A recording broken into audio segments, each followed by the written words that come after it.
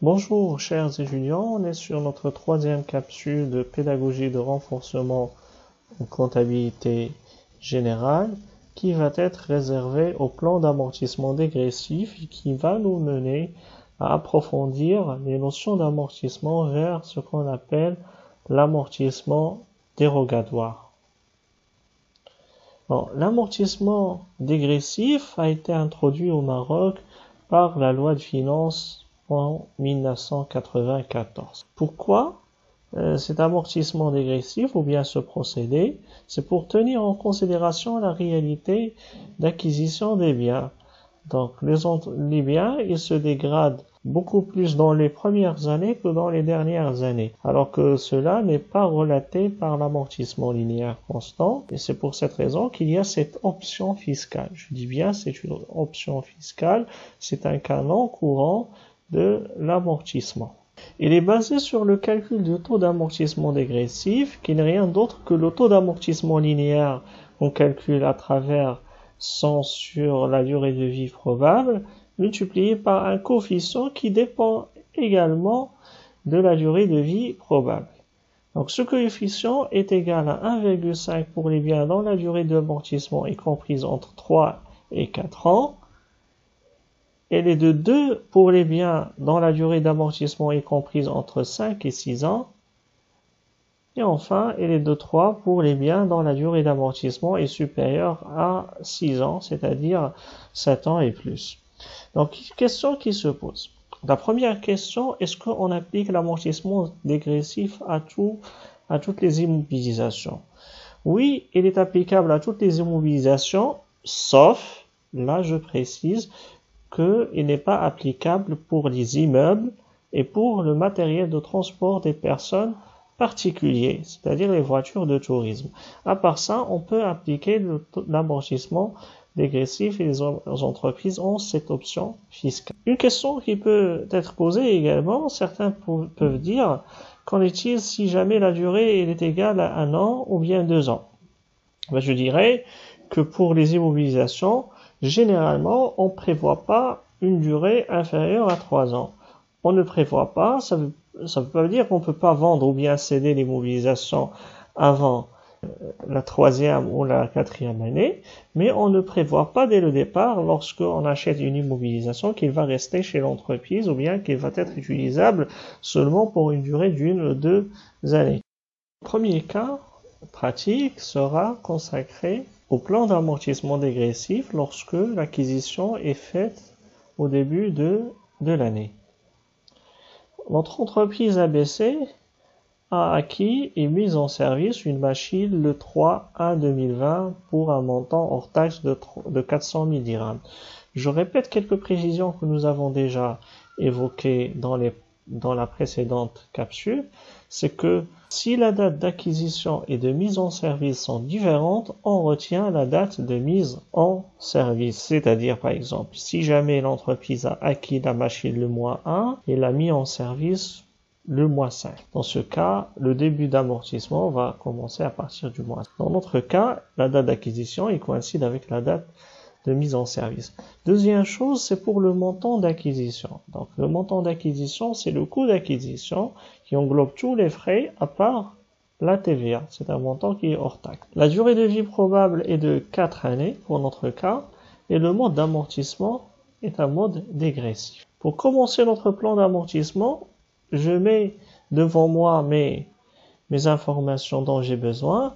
La valeur d'origine est égale ou bien la valeur d'entrée à 400 000 dirhams. La durée de vie probable, on a précisé, c'est 4 années.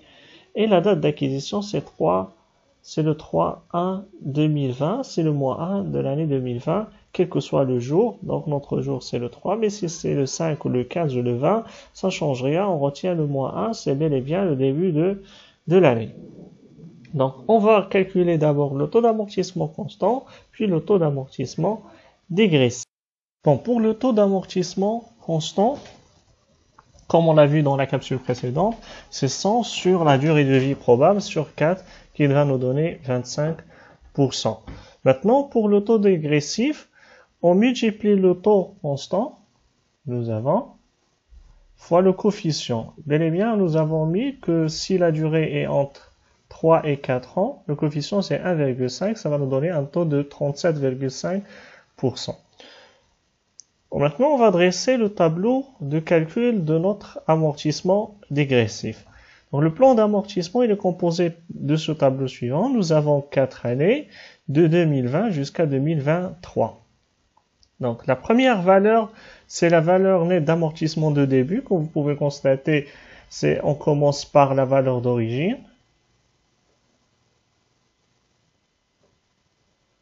Juste après, on calcule le taux constant. Donc le taux constant, c'est 100 sur la durée qui reste. La durée qui reste, c'est à partir du début de 2020. Donc il nous reste combien? 4 années. Ça va nous donner un taux de 25%. Je compare le taux constant par le taux dégressif. Et je retiens le taux le plus élevé qui est le taux dégressif. Donc le taux retenu serait 37,5%. On calcule maintenant l'annuité A. Donc l'annuité A, ça serait la valeur nette d'amortissement de début multipliée par le taux retenu qui va nous donner 150 000. Un cumul d'amortissement de 150 000 parce que c'est la première année. Puis la valeur nette d'amortissement. La valeur nette d'amortissement n'est rien d'autre que la valeur d'origine, ou bien la VNA de début de la première année, la valeur d'entrée, moins le cumul d'amortissement.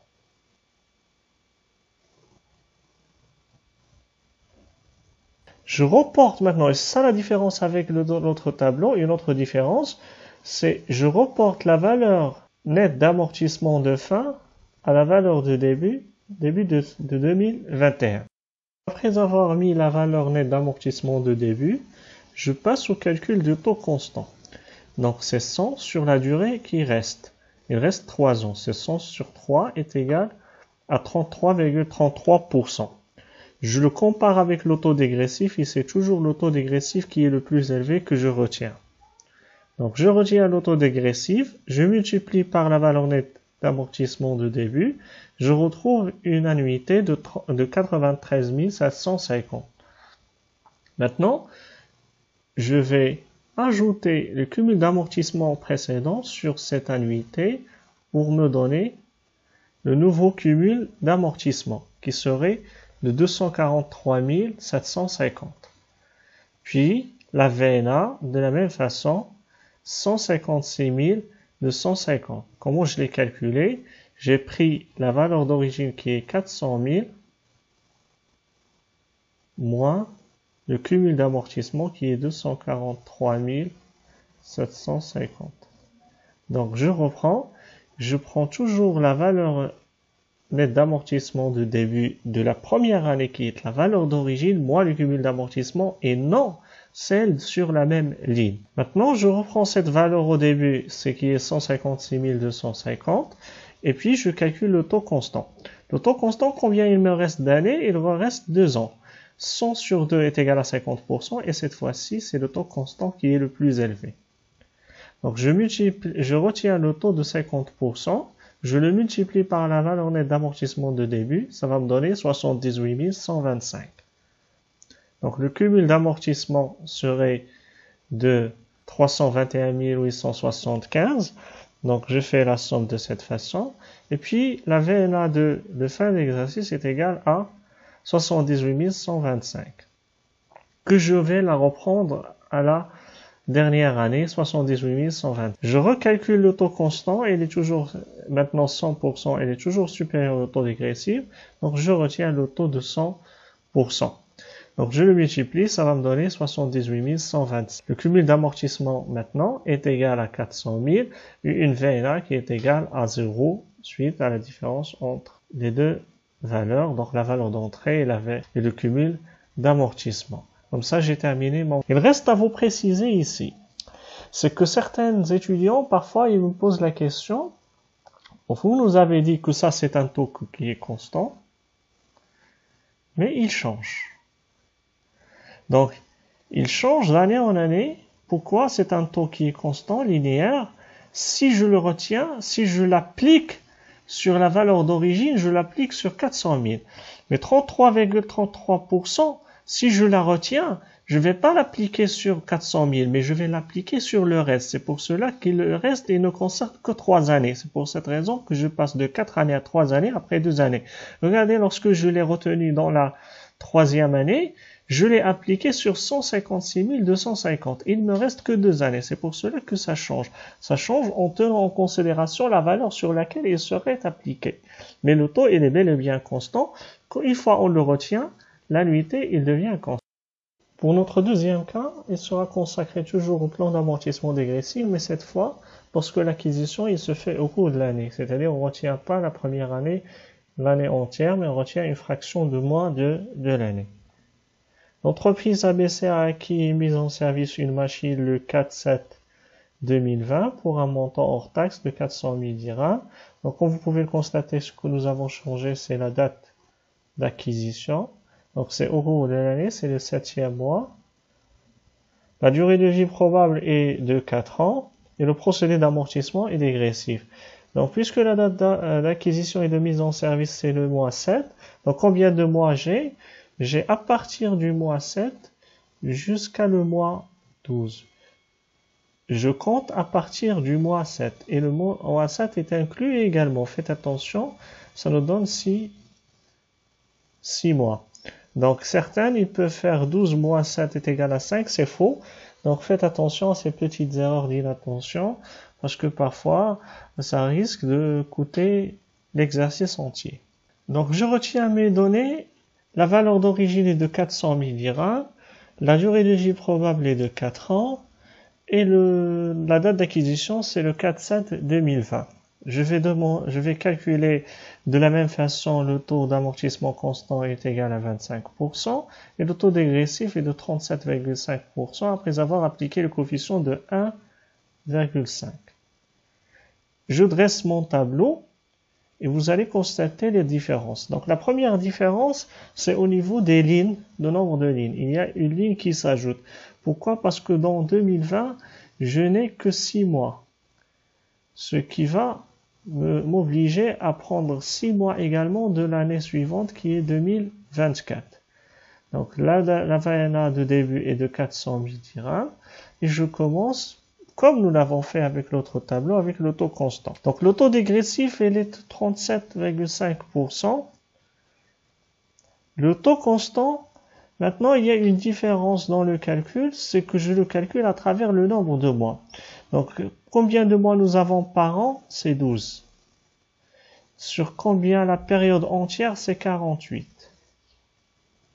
Donc, 48, comment je l'ai obtenu? La durée qui reste en année, multipliée par le nombre de mois de chaque année, qui est égal à 4 fois 12, qui est égal à 48.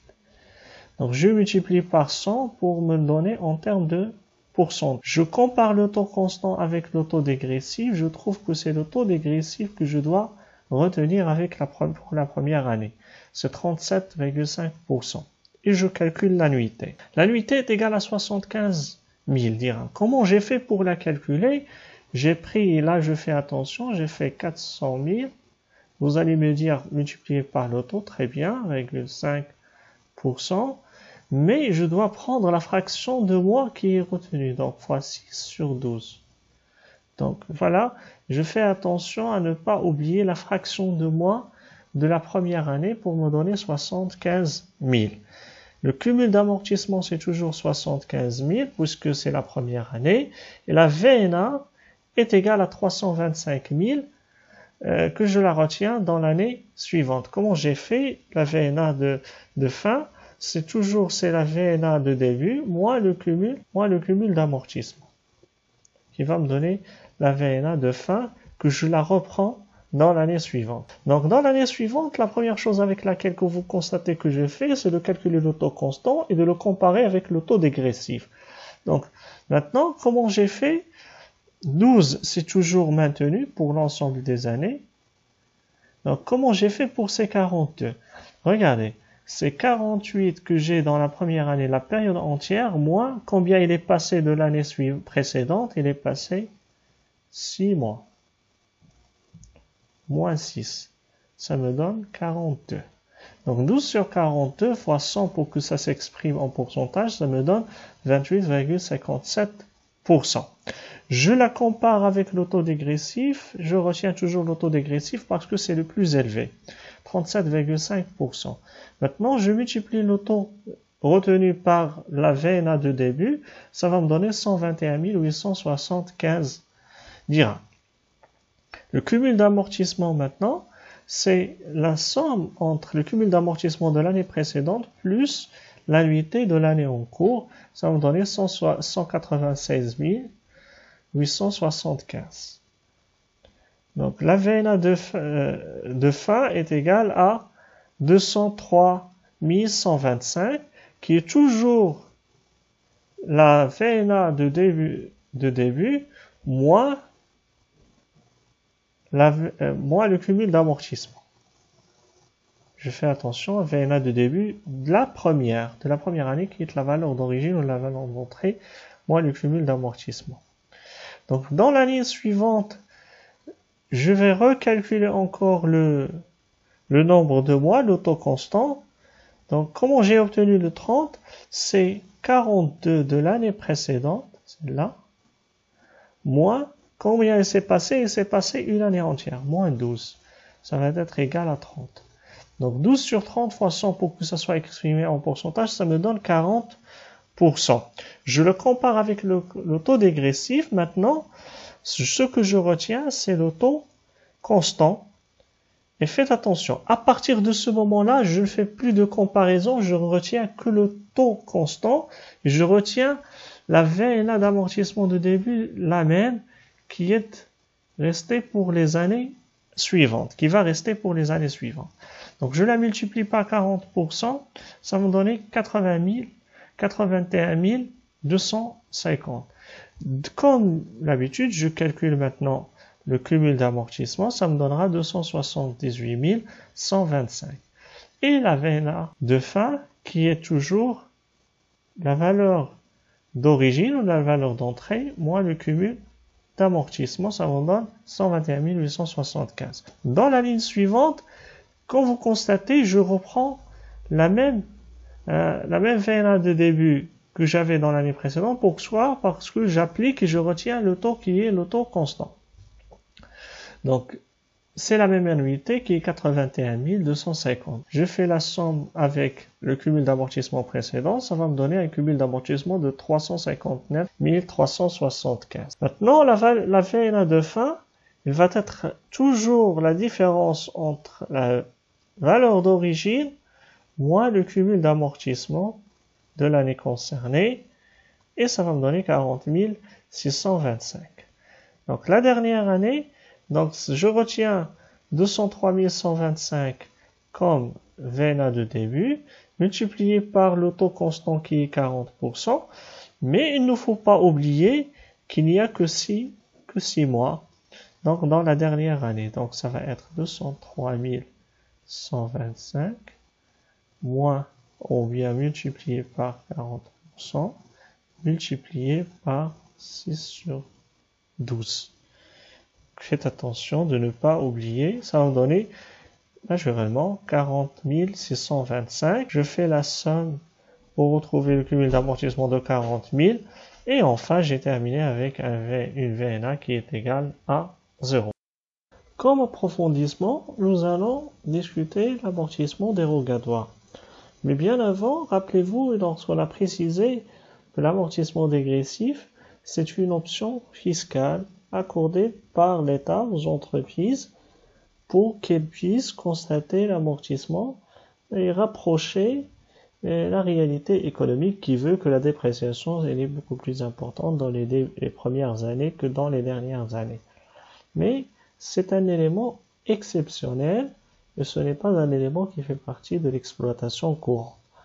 Donc cette différence entre l'amortissement dégressif qui est optionnel, qui est accordé, et l'amortissement linéaire qui est la règle normale, c'est cette différence qui va constater l'amortissement dérogatoire. Donc l'amortissement dérogatoire, son origine résulte de l'écart entre l'amortissement dégressif qu'on vient de calculer, qu'on appelle également amortissement fiscal, parce que accordé par la réglementation fiscale, elle est autorisée, et l'amortissement constant ou linéaire, qu'on appelle également l'amortissement économique. Normalement, c'est la déclaration linéaire constante économique qui est d'exploitation et qui est liée à l'exploitation. Nature de l'écart. Comment il peut se manifester cet écart? Donc, il y a le premier cas. Le premier cas, c'est lorsque dans le tableau d'amortissement, on constate que l'amortissement fiscal, qui est dégressif, est supérieur à l'amortissement économique qui est linéaire. Je parle ici de l'amortissement fiscal et économique et je parle de la dotation ou bien l'annuité ou bien la dotation. Que ce soit pour le dégressif, que ce soit pour l'amortissement économique. Le deuxième cas, c'est le cas où l'amortissement fiscal, ou l'annuité de l'amortissement fiscal qui est dégressif, est inférieure à l'amortissement économique qui est linéaire. Donc, quel est l'impact de ces deux cas? L'impact du premier cas, c'est qu'il s'agit d'une dotation non courante pour amortissement ou dérogatoire. Donc, le fait que l'amortissement fiscal soit supérieur à l'amortissement économique dans les premières années, ça va nous donner des dotations non courantes qui manifestent l'écart entre les deux. C'est-à-dire c'est la différence entre les deux qui donne cette dotation non courante. On va revenir sur ça lors de la capsule réservée pour l'enregistrement comptable des dotations aux amortissements. Maintenant, les dernières années, on constate que c'est l'inverse qui se produit, c'est-à-dire que l'amortissement économique linéaire qui devient supérieur à l'amortissement fiscal qui est dégressif. Cela, il aura un impact, c'est que les dotations, les différences que nous avons constatées au départ, maintenant, ils seront constatées comme reprises sur amortissement dérogatoire au niveau de l'écriture comptable. Je viens de dire, ça c'est juste pour préciser le principe et on va revenir et concrétiser cela à travers les capsules suivantes. Maintenant, on va illustrer notre explication par le cas ou bien l'exemple d'application suivant. On va se baser sur notre premier cas, notre premier tableau d'amortissement dégressif que nous avons vu. Donc, dont la valeur d'origine est égale à 400 000. Et voilà le tableau. Vous pouvez constater ça, les annuités des 4 années, les annuités en mode dégressif. Et voilà ce que on appelle annuités ou bien les dotations. Donc, ces dotations ou bien ces annuités-là, c'est ce que je retiens pour l'amortissement dégressif. Donc, je montre un tableau comme celui-là, dans lequel on compare entre l'amortissement dégressif et l'amortissement économique linéaire pour l'ensemble des 4 années. Vous pouvez constater l'amortissement linéaire, c'est 100 000. Comment on l'a obtenu? On l'a obtenu en mettant 400 000 fois le taux de 25% qui est le taux constant. Et ça, c'est l'annuité de l'amortissement constant ou l'amortissement linéaire, comme le tableau que nous avons vu dans la capsule précédente. Et ça, c'est les annuités que nous avons eues dans le premier tableau de notre capsule. Donc, l'amortissement dégressif, comme on peut le constater, il commence par 150 000 et après il diminue jusqu'à ce qu'il devienne constant dans les dernières années. On compare entre l'amortissement dégressif et linéaire et on fait la différence. Si la différence elle est positive, donc je la mets au niveau des dotations, ça fait 50 000. Si la différence elle est négative, je la mets au niveau des reprises. Donc, et je retiens 6 250 pour 2021, 21 875 pour 2022 et 21 000, ce qui fait un total de 50 000 pour l'ensemble des reprises, c'est égal aux dotations. Donc voilà, ça c'est la dotation aux amortissements qui est non courante dérogatoire. Et ça, c'est les reprises sur amortissement dérogatoire. Donc là, comme je viens de préciser, au niveau des écritures comptables, on va préciser ça au niveau de la capsule suivante. Je vous remercie pour votre attention. Et on se retrouve avec la capsule suivante prochainement. N'oubliez pas, si vous avez des questions, vous pouvez passer aux commentaires. Et si vous posez vos questions, donc je réplique directement sur le commentaire pour la réponse. Sinon, vous passez par l'adresse mail académique et merci.